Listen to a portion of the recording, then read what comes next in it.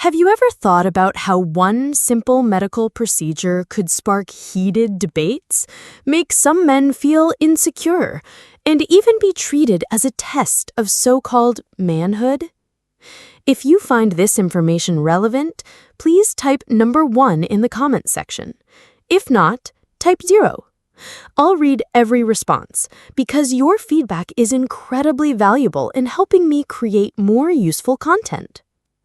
And stay with me, because at the end of this video, I'll share the right solution.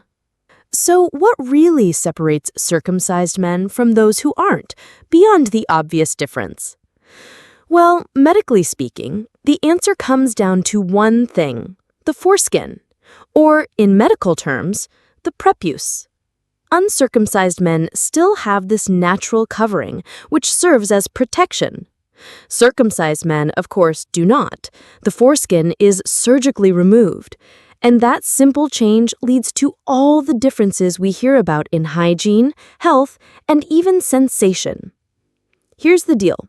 When it comes to cleanliness, uncircumcised men must be more attentive. The foreskin should be gently pulled back and washed every time they shower.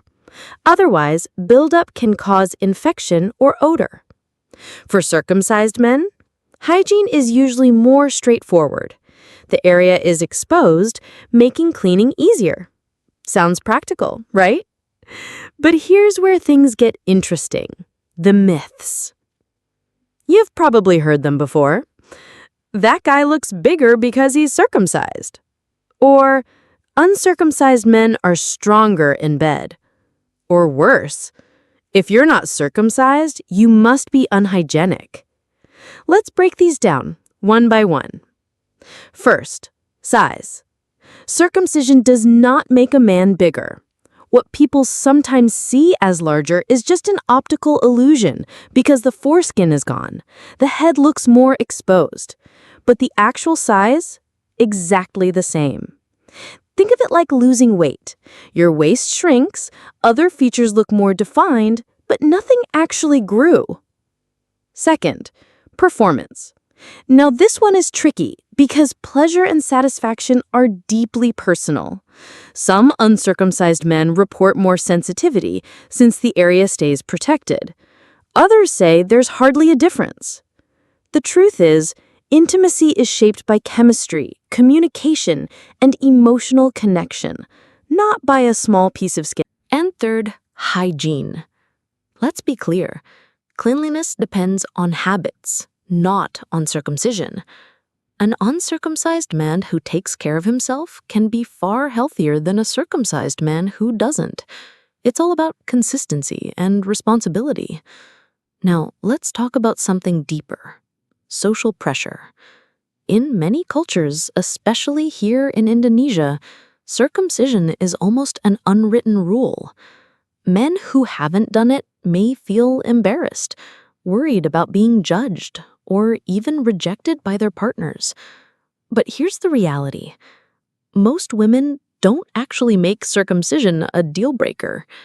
What they value more is cleanliness, health, responsibility. They want to know, does he respect his body? Does he take care of himself? Because in the long run, it's not the physical detail. It's the character, the care, and the way a man carries himself that matter most. So, what's the bottom line? Is circumcision a must or a choice?